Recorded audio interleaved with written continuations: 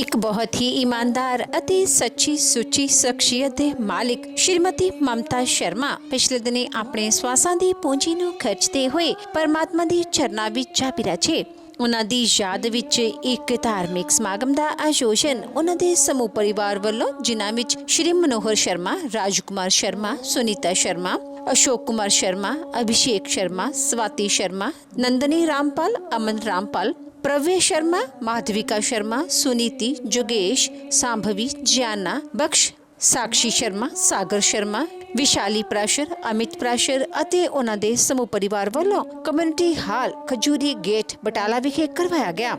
श्रीमती ममता शर्मा जी का जन्म पिता श्री मदन लाल प्रभाकर जी के घर माता श्रीमती जनकराणी जी की कुखों अमृतसर विखे 25 दसंबर 1954 ਨੂੰ ਹੋਇਆ। ਆਪ ਜੀ ਬਚਪਨ ਤੋਂ ਹੀ ਬਹੁਤ ਹੀ ਸੁਘੜ, ਸਿਆਣੇ ਅਤੇ ਹੋਣਹਾਰ ਪ੍ਰਤਿਭਾ ਦੇ ਮਾਲਿਕ ਸਨ।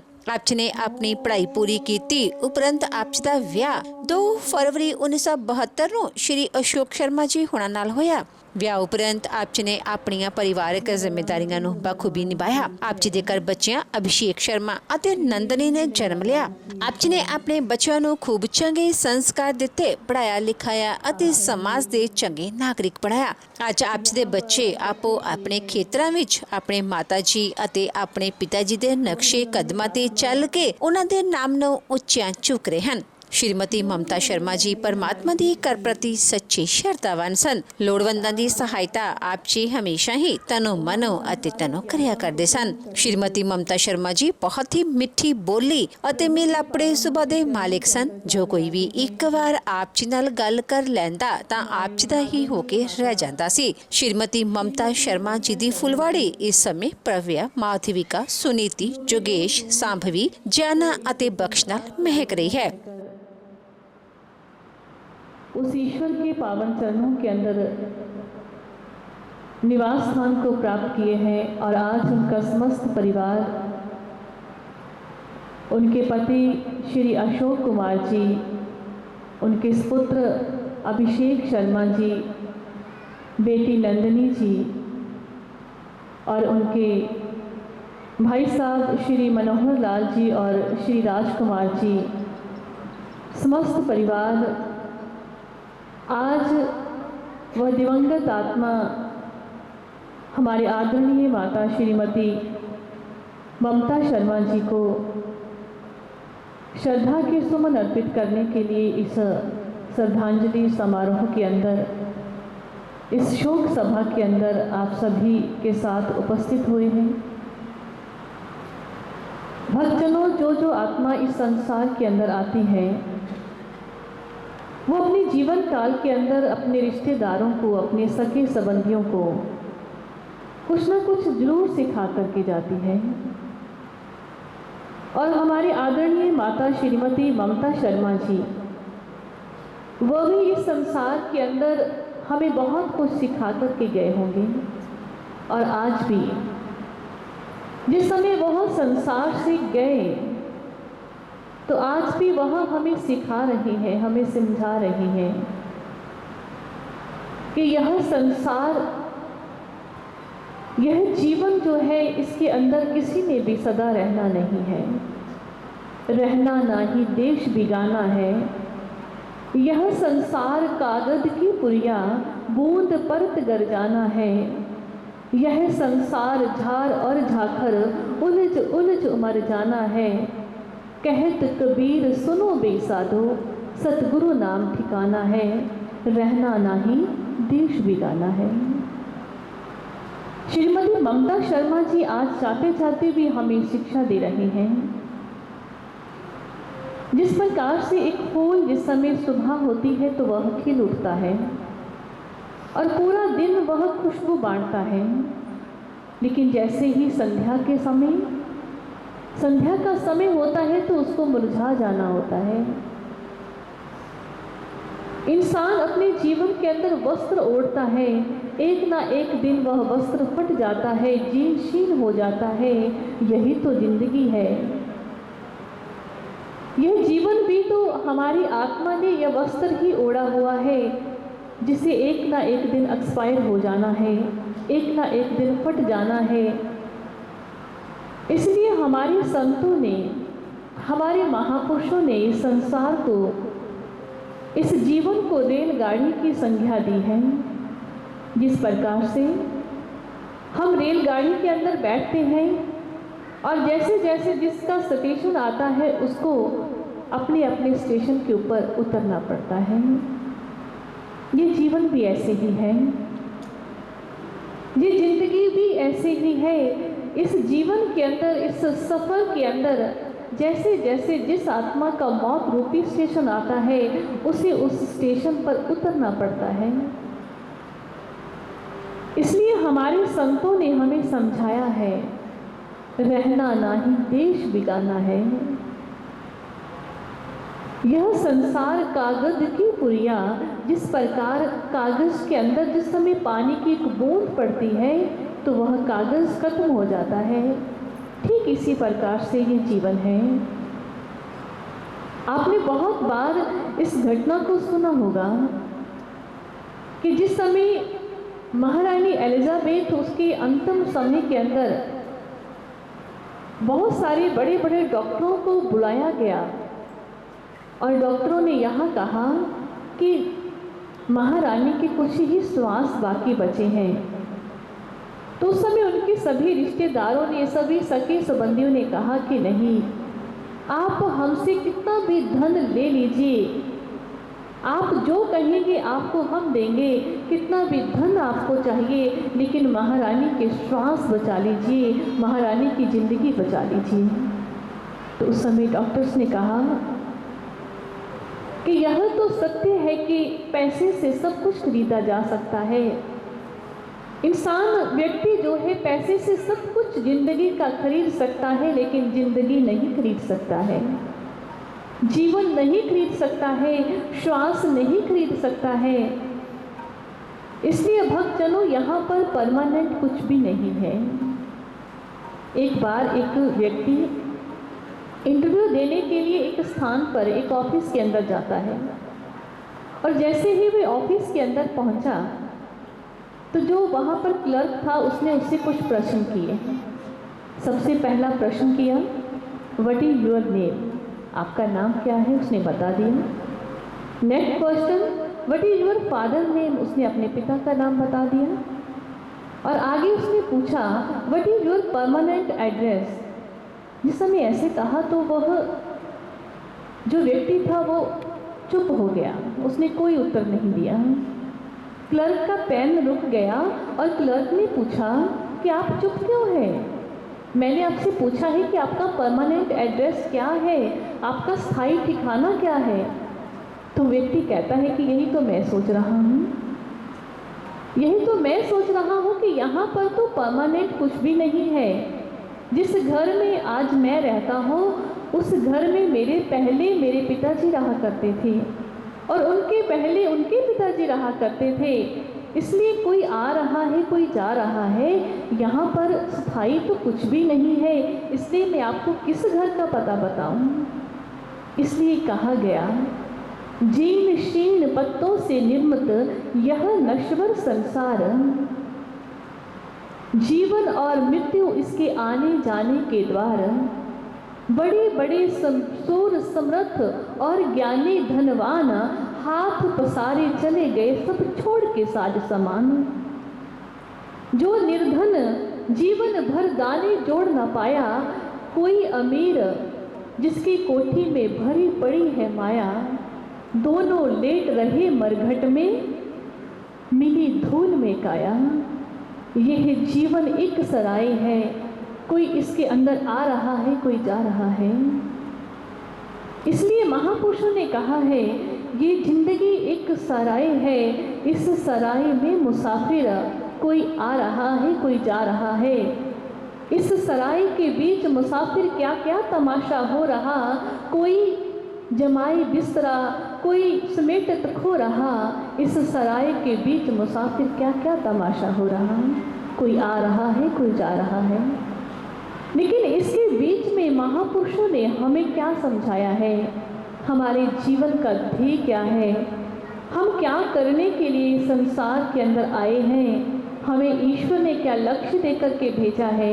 आए इन्हीं कुछ भावों को हम श्रवण करते हैं एक बहुत ही सुमधुर भजन के माध्यम से, जिसका गायन करने जा रही है गुरु बहन साध्वी मीनू भारती जी। आए एक मन हो करके प्रभु चरणों के अंदर इन भावों को श्रवण करते हैं। ये हमारे जीवन में हमें क्या समझा रहे हैं। Hello hello. जो गैब का इकरार था, तुम्हें याद हो कि ना याद हो। जो गैब का इकरार था, तुम्हें याद हो कि ना याद हो। जो गैब का इकरार था,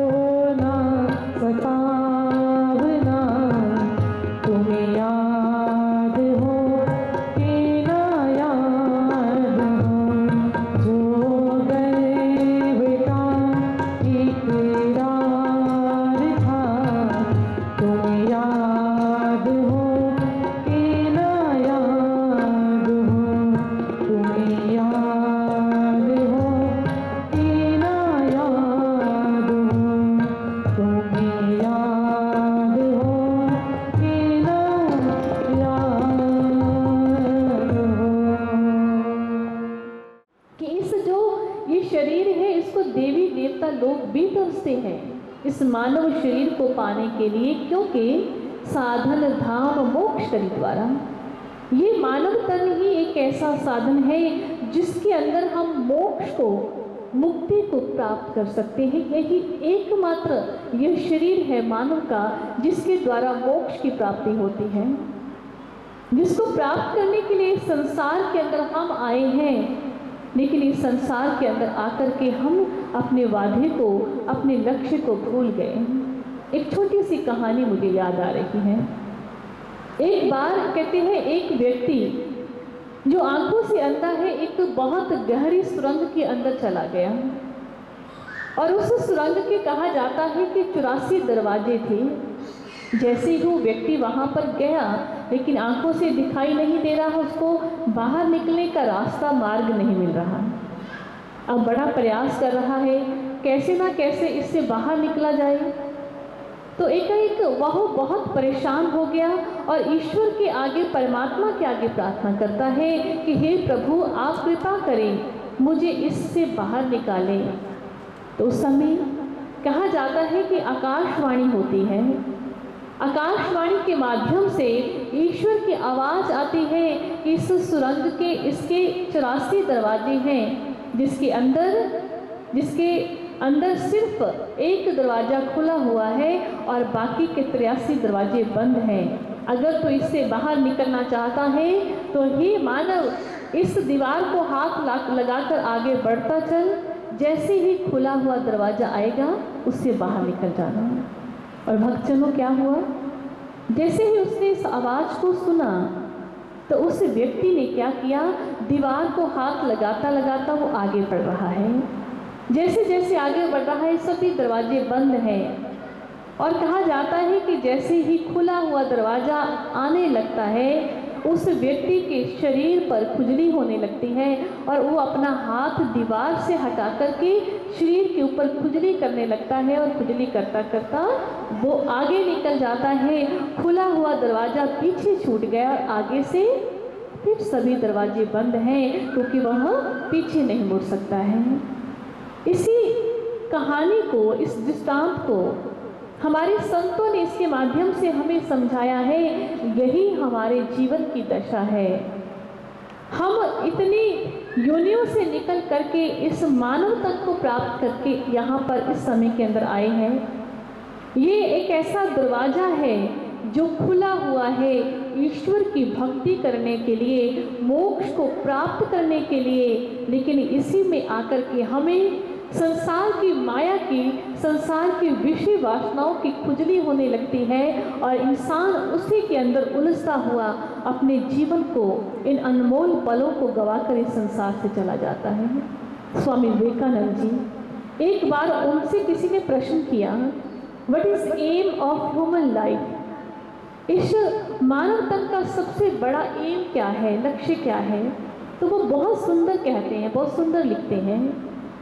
वो कहते हैं कि human birth is a golden chance to attain God, to know God. ये परमात्मा को, ईश्वर को मिलने का ये मानव का तन एक बहुत सुनहरी अवसर है, एक गोल्डन चांस है जिसके अंदर हम आकर ईश्वर की प्राप्ति कर सकते हैं, प्रभु से मिल सकते हैं, उसकी भक्ति कर सकते हैं। लेकिन भक्तजनों, होता क्या है, इस संसार में आकर के भी हम अगर मगर के चक्कर में उलझे रहते हैं। आपने श्रीमद् भागवत महापुराण के अंदर गज और ग्रह की कथा को सुना होगा, जिसके अंदर छोटा सा मगरमच्छ एक बहुत बड़े गज को, हाथी को पकड़ लेता है। और इसी प्रकार से हमें भी तो आज मगर ने ही पकड़ रखा है। हम अक्सर कहते हैं, बहन जी, हम सत्संग में जाना तो चाहते हैं, मगर हमारी रिस्पॉन्सिबिलिटी से इतनी है कि हम जा ही नहीं पाते। हम ईश्वर प्रभु भक्ति करना चाहते हैं, मगर हमारे पास समय ही नहीं होता है। हम कभी कभी ईश्वर चिंतन ध्यान करते हैं, मगर हमारा ध्यान ही नहीं लगता है। इसी प्रकार अगर मगर के चक्र में यूं ही जीवन समाप्त होता जा रहा है। इसलिए भक्तजनों, हमारे संत हमें बहुत सुंदर समझा रहे हैं कि अपने जीवन के अंदर आप चाहे कुछ भी भूल जाएं, कुछ भी भूल जाए चल जाएगा, लेकिन अगर आप अपने जीवन के अंदर ईश्वर को भूल करके चलते हैं तो जीवन की दशा कैसे है? जैसे एक वृक्ष को जड़ों से जिस समय काट दिया जाए, उसकी जड़ें ही काट दी जाए तो वह ना किसी को अच्छे फल दे सकता है, ना किसी को छाया दे सकता है, ना किसी को वो कोई सुख दे सकता है। ठीक इसी प्रकार अगर उस ईश्वर को, परमात्मा को जीवन में भूल गए तो जीवन की दशा भी ठीक वैसी होगी। हम एक रूखे सूखे ठूंठ बन कर के रह जाएंगे, जिसका ना तो हमें फायदा होगा, ना तो हमारे जीवन को फायदा होगा, ना हम किसी को कुछ अच्छा दे पाएंगे। इसलिए हमारे संत हमें समझाते हुए बहुत सुंदर बयान कर रहे हैं, और वह अपने भावों के अंदर कैसे हमें समझा रहे हैं, किन भावों के द्वारा वो हमें शिक्षा दे रहे हैं। आए अगले भजन के माध्यम से साथ साथ श्रवण करते हैं।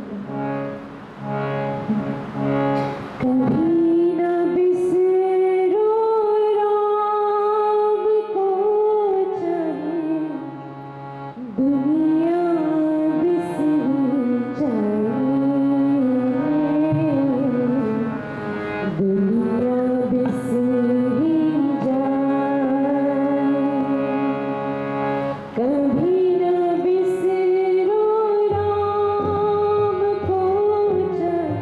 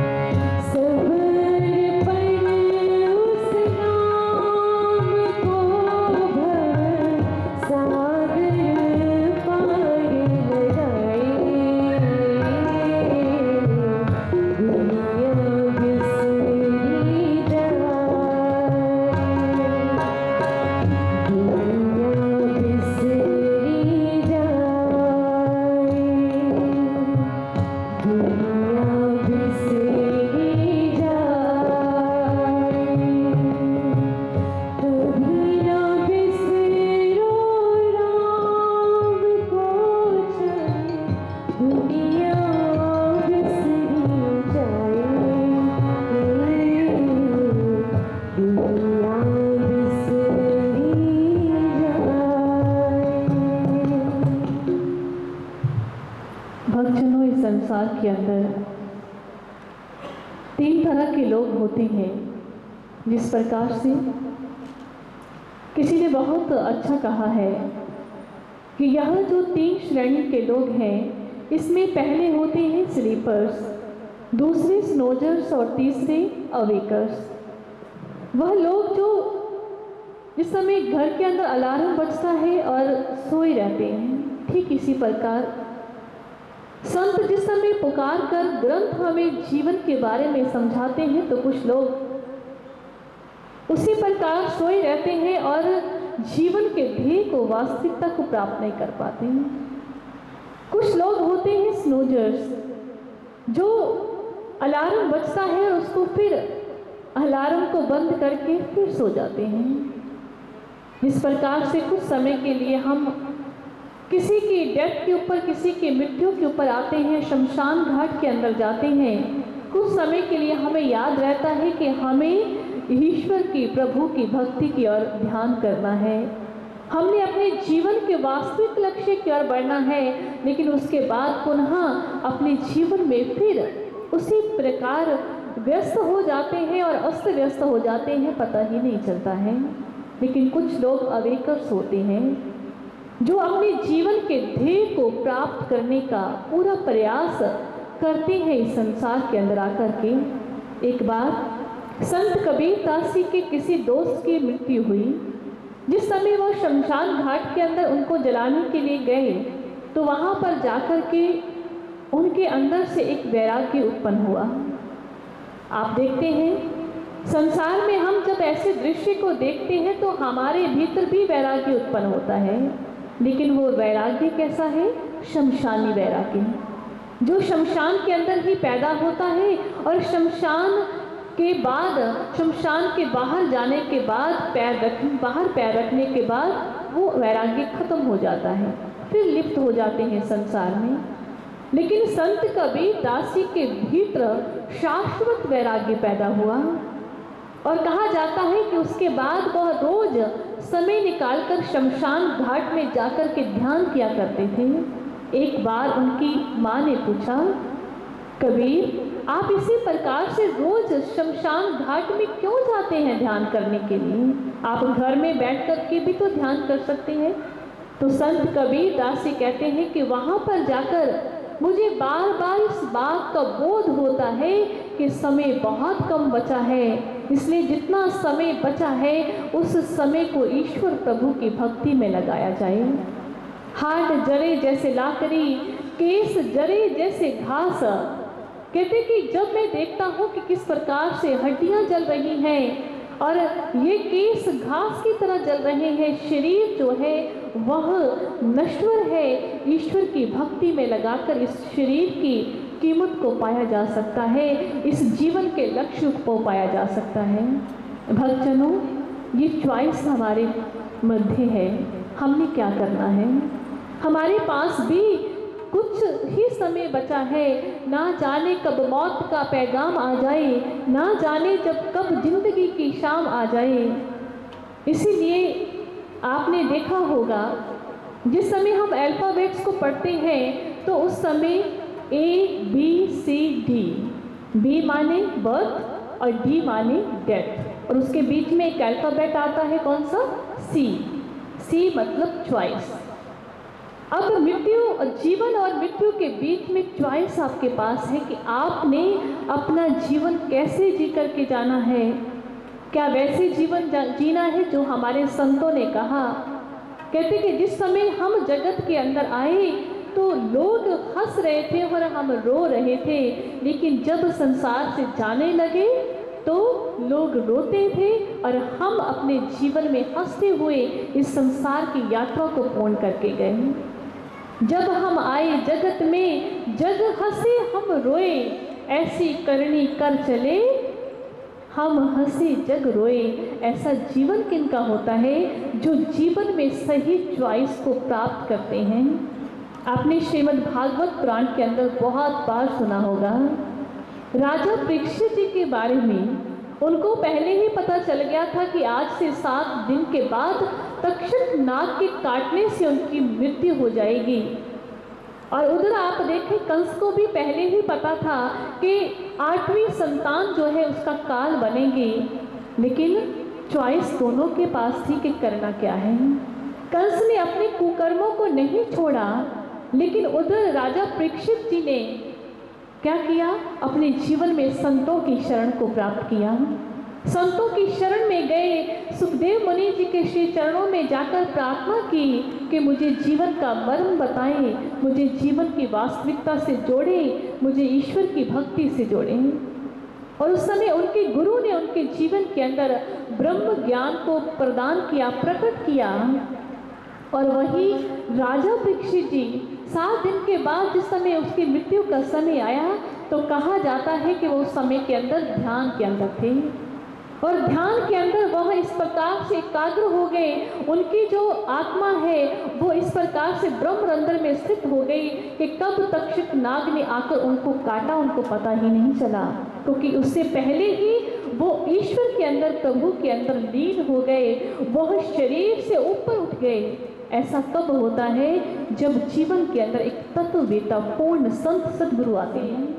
और हम दिव्य ज्योति जागृति संस्थान की ओर से ईश्वर के चरणों में, प्रभु के चरणों में प्रार्थना करते हैं कि वह दिवंगत आत्मा को शांति दे, अपने चरणों में निवास स्थान दे, और हम इस परिवार के साथ मिल करके इस दुख के अंदर उनका साथ दे, उनका सहारा बने, और वह यह जो परिवार है प्रभु कृपा से, ईश्वरी कृपा से वो अपने जीवन में आगे के समय के अंदर शुभ मंगल हो उनके जीवन में, उनका जीवन भक्तिमय बने, उनका जीवन खुशियों से भरपूर हो।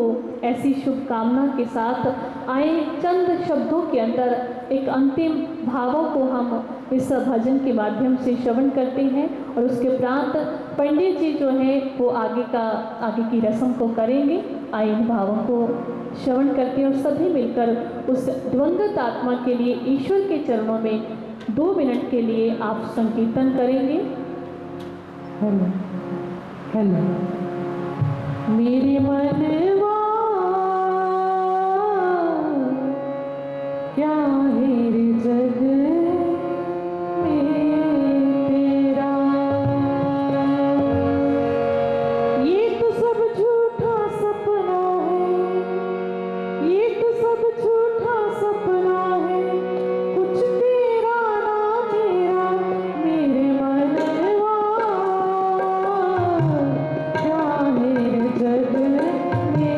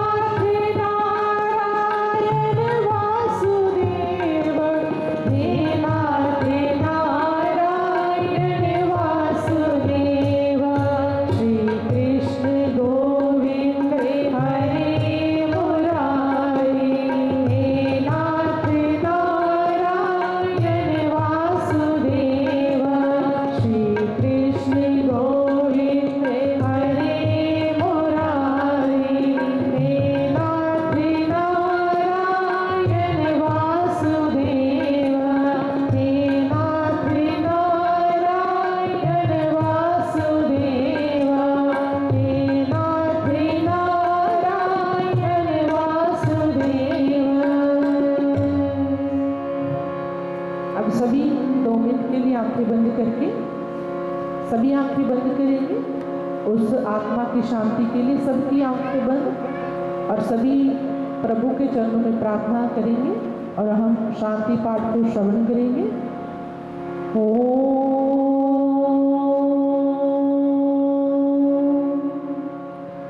ओम द्यौः शांति अंतरिक्ष गुण शांति पृथ्वी शांतिरापः शांतिरोषधयः शांतिः वनस्पतयः शांतिर्विश्वे देवाः शांति ब्रह्म शांतिः सर्वगण शांतिः शांतिरेव शांतिः सामा शांतिरेधि। ओम शांतिः शांतिः शांतिः। ओम। बोलिए शिव रामचंद्र भगवान की जय, साची दरबार की जय। परम आदरणीय ममता में माँ का अचानक चले जाना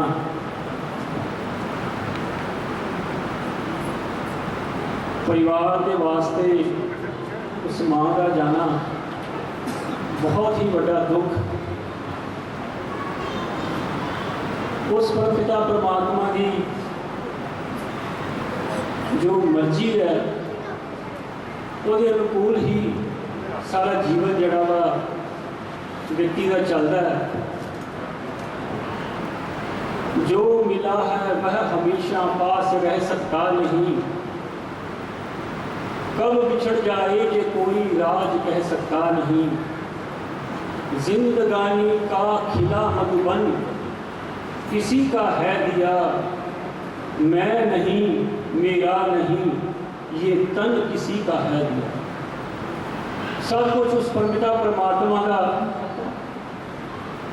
दिता होया जीवन है और असी अपना मन के उन्होंने सारा जीवन ही इस भुलेखे के गुजार देने। और संत महापुरुष सानू बार बार ये चीज़ां याद कराते हैं, जिस तरह कि साधु भैन जी ने भी बड़े विस्तार पूर्वक जीवन का रहस्य दस्या कि जीवन है कि और जीवन यही है, जो मिला है वह हमेशा पास रह सकता नहीं, कब बिछड़ जाए ये कोई राज कह सकता नहीं। जिंदगानी का खिला मधुबन किसी का है नहीं। उस परमपिता परमात्मा ने दिता हुआ जीवन है तो किदों वापस लै लवे ये बारे भी कोई जानकारी नहीं। इस करके जिन्ना भी समा मिलया वा उस परमपिता परमात्मा के चरणों के विच ਉਹਦਾ नाम जप करके ਉਹਦੇ वास्ते अपने जीवन में लगा के, क्योंकि जीवन जड़ा वा परमात्मा ने सबू अपने वास्ते दिता है कि असीं ਉਹਦੇ काम आइए, ਉਹਦੀ सृष्टि को सुंदर बनाइए और अपने जीवन को सुंदर बनाइए। सो अपने जीवन की इस यात्रा को पूर्ण करके उस परम लोक की यात्रा के गई उस ममतामयी माँ जिसनों कि आप सब लोग श्रद्धांजलि देने वास्ते इत्थे आए हो। मैं आप सब वालों भी उस दिव्य आत्मा श्रद्धा के सुमन अर्पित करता और परिवार वालों आप सब का धन्यवाद भी करता कि आप सब ने इत्थे आके उन्होंने नाल इस दुख को वंडाण का प्रयास किया। काफ़ी सारी धार्मिक संस्थावां, समाजिक संस्थावां, राजनीतिक संस्थावां के प्रतिनिधि भी जड़े ने वो आए हुए हैं, उन्होंने शोक संदेश भी आए हैं। मैं परिवार वालों आप सब का इस करके भी धन्यवाद करना कि आप सब ने शोक संदेश जोड़े आके भेजे है। श्री ब्राह्मण सभा रजिस्टर वालों शोक संदेश आया, श्री ब्राह्मण सभा यूथ वालों भी शोक संदेश आया। आस्ट्रेलिया ब्राह्मण सभा तो श्री चंद्र शर्मा जी ने विशेष तौर पर अपनी संवेदनाएं प्रकट की ने। टारगेट स्पोर्ट्स के समूह संपादक राज शर्मा जी ने अपनी संवेदनाएं जड़ियाँ ने वो परिवार को भेजिया ने। मैं आप सब वालों भी परिवार के नाल दुख साझा करने वास्ते आप आए हो। दोबारा तो आप सब का धन्यवाद करना। प्रसाद बनिया होया, आप सब ने प्रसाद भी जरूर ग्रहण करके जाना। गोविंद जय जय गोपाल जय जय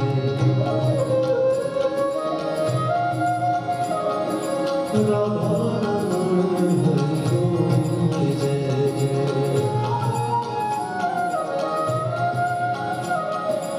गोविंद जय जय गोपाल जय जय